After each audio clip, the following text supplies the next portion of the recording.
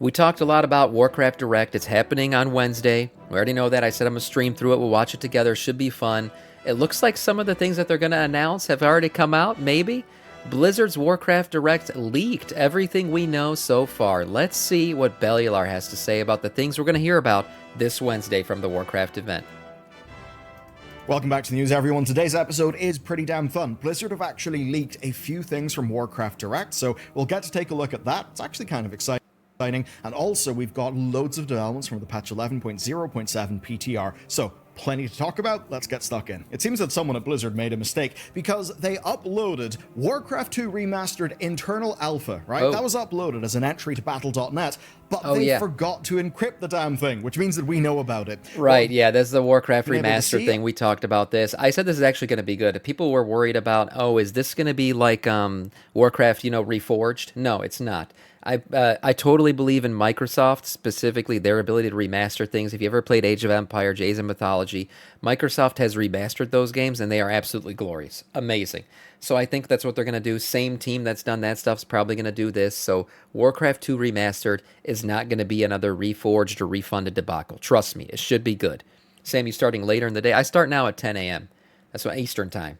And on Wednesday, I'm going to stream extra long because we're going to go all the way through the Warcraft Direct event, too. Are two covers, which look pretty damn nice. Monday through a Friday. Logo and an icon for the BNet client. We've also seen that they've been updating this build, which does suggest that testing is well underway for this project. And if done right, this would be quite something. Warcraft 2 is an excellent game, and it's also where Warcraft, the big sort of fantasy world that we know, full of magic and dragons and wizards and demons, it's where it really started. It's essentially where Chris Metzen begins to have way more influence and sort of starts, well, to chart the creative direction of the whole franchise. It's where loads of modern characters come from, right? Like Illyria, Turalyon, Khadgar. Yeah. It's the first time that you actually end up going to Draenor and seeing what's going on there. Of course, Lordaeron, that whole... Warcraft 2 really does lay the foundation for a lot of modern-day Warcraft lore. That's the truth. It's really the beginning of the true stories that expand throughout history of WoW. So if you love World of Warcraft and you want to delve more into the story, I'm probably going to play this. I'll be honest. Maybe I'll do it on stream. This should be fun. Areas introduced in this game. It's quite something. Now, in terms of release date, it could turn out that they've just been working in this for ages, like in the background, and maybe it will come out really soon. Other than that, I'd expect maybe mid to late 2025 as a release, rather than a shadow drop at the Warcraft Direct. Now, if you're wondering why it's called Remastered, not Reforged, well, here's your answer. It's StarCraft Remastered. StarCraft Remastered is awesome, right? I don't think they can use the Reforged name ever again, personally, so that might be part of it. But yeah, this is going to be completely different. That's why I'm telling people, this is not a Reforged, okay? This is going to be better. Warcraft 3 Reforged was pretty much a humongous disaster. Yeah. I think Blizzard don't want to use the word Reforged again, and if they're using Remastered, it makes us think of StarCraft Remastered and how it was done. So StarCraft Remastered was a fresh coat of paint, optional paint, over the original immaculate game. It looks absolutely fantastic. It was brought up to the modern era visually, also in terms of compatibility, but they didn't do anything else to mess up the game. And rightly so. Why would you take Brood War and cock the whole thing up? Now, unfortunately, the first two Warcraft games, those could actually do with remakes, not just remasters. If they are doing a remaster, I'd hope that they would give it the Brood War treatment, but then also make some gameplay modernizations. Things like just how you select units and lots of changes along those lines. But still, none of us have seen a build. We do not know exactly what this is going to look like. Though based on what they did with StarCraft, you could just get an outsourcing partner, a whole big list of 2D assets. Could you not click and drag to select multiple units in Warcraft 2? I don't remember. Like, I played a lot of Command and Conquer Generals, Red Alert, Age of Mythology, all that stuff. The click and drag thing was a modernization. Did that not exist in Warcraft 2? I didn't play Warcraft 2, so I don't know. But maybe that's what he's talking about. Manage it and, job done. You have Warcraft 2. It still looks like Warcraft 2, but way more crispy, way more modern. Think of, say, Age of Empires 2 Definitive Edition. Maybe they'll modernize a few That's mechanics. what I'm thinking, Age of Empires Obviously, style. some sort of more proper project, like remaking it as a proper campaign, just like, say, Warcraft 3. That would be amazing. But Blizzard don't exactly have the RTS talent. At least that's what we think. because there's something bizarre going on with Warcraft 3 as well. Warcraft 3 Reforged may not be a crazy fantasy anymore. You see, back in October, somebody at Blizzard tripped over a curtain and managed to flash us a 0.2 patch for Warcraft 3, right? We actually saw that Warcraft 3 Reforged 2.0 was in testing. Now, the build was quickly reverted back to version 1.36, which is the current version, but come on, they flashed us. We saw what was there. It was a 2.0, so needless to say, the Warcraft 3 community absolutely caught on fire. And man, I feel sorry for those guys. They've had a rough time. So if it's 2.0, that suggests a fresh start. On its own, speculation boomed here. Is this going to be a fixed Reforged? Will it bring all of the missing features back to the way that Warcraft 3 worked before they broke it? Or will it be better? Will it be the Reforged that Blizzard originally sold us on? Obviously, only time will tell. Now, the only other bit of evidence or info that we have here is a survey that went out almost 2 years ago, and parts of that survey do bring the temperature of the room down just a little bit. It specifically asked players what they would want for Reforged going forward, and most of the options in the survey that we saw were online features that Blizzard basically never finished restoring. But 3 things did stand out, and they were these: Reforged environment artwork, Reforged campaign improvements, and Legacy Warcraft 3 in-game art update. So, odd. I mean, why just environments, not improvements? What do these things mean? Who asked for a legacy? Yeah, if they reforge again, I don't think it's going to be like that drastic. They'll probably just fix all the issues that they had prior to, Reforged going out, that they should have fixed in the original release of the game. But other than that, I don't expect anything too crazy.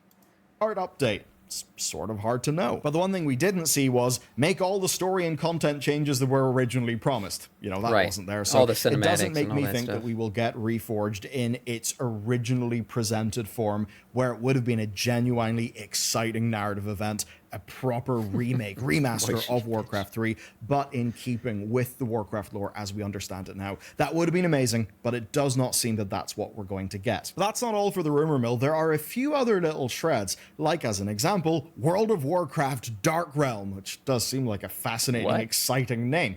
We saw an update on BlizzTrack that was adding a new Dark Realm test. That absolutely got people talking. But soon enough, we found that it was just a new branch for an existing beta, one that finished a year ago, this time on 11.05 instead of 10.2.5. That's interesting. Now, the big internal thing they were testing this time last year was, of course, plunder storms, so it's probably just more testing. Now, of course, why test it again if it's just the same thing? Are they going to have some Dark Realm theme to Plunderstorm this time? Because Plunderstorm's coming back. That is confirmed. And we did look at all the gear that's coming out with Plunderstorm, remember? And I was saying, oh, this all looks like very Void-esque gear. Like all of the pirate stuff was now purple and black. And I was wondering, are they going to have a Void theme to Plunderstorm this time around? Well, this might be it. That might be what this is. Dark Realm could be a Plunderstorm in the Dark Realm or something. Who knows? A Void-esque, Void skin all over Plunderstorm. If it's another Plunderstorm thing, then the good news is it's not. And that's because rather than a separate realm with separate characters, it actually looks like Blizzard are adding Plunderstorm to the game as a queuable mode just within regular... I saw this on Twitter and I forgot to say this morning. Yeah, this is crazy. Plunderstorm being queuable in-game is such a good idea. They should just keep it up all the time. Or just have like seasonal stuff for it. Rather than a different thing that you click in the login menu, which is pretty cool. Now, it would likely take some testing with existing characters to ensure that no weird items or buffs transfer over, so that's probably what the testing is. Which is great news, especially if you're like me and you like Plunderstorm. And I think for a lot of people, doing Plunderstorm from within World of Warcraft on your own character, well, that is promising, that is exciting. And if they've built the framework to do that, then maybe that's also the framework they can use. Ooh, that'd be really cool. Remember how we had to make separate characters and you guys maybe make a balding, middle-aged looking man as my Plunderstorm character? It'd be really cool if like your character from in-game, when you queue up in-game, is the one that actually shows up in Plunderstorm, just dressed as a pirate. That'd be neat. For more big-scale events that could help to keep the game fresh, but in a way that feels organic and within the MMO, rather than a weird time-limited bolt-on. Beyond that, then, Modern World of Warcraft has only really got 3 known quantities to talk about. There's patch 11.0.7, that could, of course, get a release date. Patch 11.1 is due an announcement, a time frame, and a public test realm. They could start to tease things beyond that. There will be an 11.1.5, an 11.1.7, and an 11.2. And then, of course, there's the Midnight expansion. Now, we I don't know if they're going to talk about Midnight at all, but I would say 11.1 is probably going to get announced on Wednesday this week in the Warcraft Direct event. I'm generally excited to would see not it. expect Midnight to be talked about so soon Sam, we after know an you're a expansion warrior. release. But the thing that has changed with Blizzard is their release schedules. If they are going to be going for 18-month expansions, that would mean that in 12 months' time, well, we'd already be in the beta for Midnight, and Midnight would probably be coming out in the first or second Damn, quarter that's true. of Holy calendar year crap. 2026. So that means fast. that there's the slimmest chance that Midnight could be talked about, but perhaps they'll save a more proper reveal for sometime next year. At the latest, I would say Gamescom, but that really would be cutting it a bit later. Now, there is also the long term of what Blizzard are building Oh, out. that's a great point, Conisia. They probably will give us the roadmap for the year. That's right, because our roadmap officially ended with the anniversary event. That was the last thing we saw on the current roadmap for World of Warcraft. Yeah, we're probably going to get, considering this is the last big, like, Warcraft event for the end of the year, we're not going to hear back from Blizzard probably until 2025. They probably will give us the roadmap. That's a great, yeah, shoot, I didn't even think about that. I would say that's almost guaranteed. We will get the new roadmap for 2025. Specifically regions like Avalorn that have been teased. And if you're a member over at Bellular.games, I've got some good news on that front. The latest Lore Walking podcast episode has just released, and it is diving into all of the deep nerdy lore of the other side of Azeroth and everything that Blizzard is setting up. It's actually more than you may think. There are loads of little scraps that the guys have kept together there, and if you're not a member yet, well, you can join with a free trial link down below. You can check out that episode of the Lore Walking podcast, as well as, of course, every other one and all the other things we do over there, and it's the #1 way that you can support what we do here on YouTube and beyond. Next, then, a few things in Classic where people are expecting quite the blowout. #1, a confirmation of Mists of Pandaria Classic. Then next steps for Season of Discovery, now that it is actually nearing its end, and whatever's coming next for Hardcore and Era, be that, say, fresh servers like they announced for China, or something more. Now, on that, we do have a little shred of information because Sodapoppin delayed the start of his Hardcore guild, OnlyFans, to November, and he said that he's not allowed to explain why he's made that choice, but he did claim that it's 100% the best thing for everyone, so maybe those fresh servers will be better in ways that we don't necessarily expect. Interesting. Other than that, who knows? A TV series, a movie, you can only hope, though certainly after Oh Jason... man, a TV series, please, please. A movie, I just don't know if I was meant to be on a movie. Like, you could imagine Game of Thrones in a movie format. I just think you would have missed out on a lot of details, but a series, a great Warcraft-related series, oh, I'd watch the shit out of that. I want it. Whatever it is, Netflix, Amazon Prime, whatever you put it on, I'm gonna get that shit so I can watch it. But please, make it a series so we can actually delve deep into these stories and find out more about everything going on in WoW. Because yes, a movie just is not going to give you enough time to really flesh out characters. Jason Schreier's book, it does look like any projects they had going with Netflix, obviously died when the two companies fell out. But okay, let's talk about the World of Warcraft that we can actually play. A new week, new PTR build, and this week news that you definitely will be able to fly on the Siren Isle. To do so will just take maxing out your ring, and that will only take finishing a series of quests. Basically, run through the Purple Gem marked quests, upgrade your ring to a whopping 639, and you can just take to the skies. You can fly around. However, you can't fly in the Stormy phase. If you're not aware, this zone has got two different phases. Right. There's the usual version, which is, its normal self, where you will be able to fly, but the Stormy phase is one that is full of elites. It's way more dangerous, and you will not be able to fly in that, which I do think actually makes sense given how they are trying to design that. And I think the idea of having a regular version of the world and then a more risky, more dangerous one full of elites, that is actually quite promising. One of my larger critiques of World of Warcraft is that when you're doing world content, it's just never a challenge whatsoever, even in the slightest. So if this is them trying to cook in that front, to make world content that could be, relevant to my character, or really any character that's geared itself using, say, Tier 8 bounty-filled elves, that would be an exciting thing for the game. It would. Now, there is some bad news, but it's bad news that I think is good.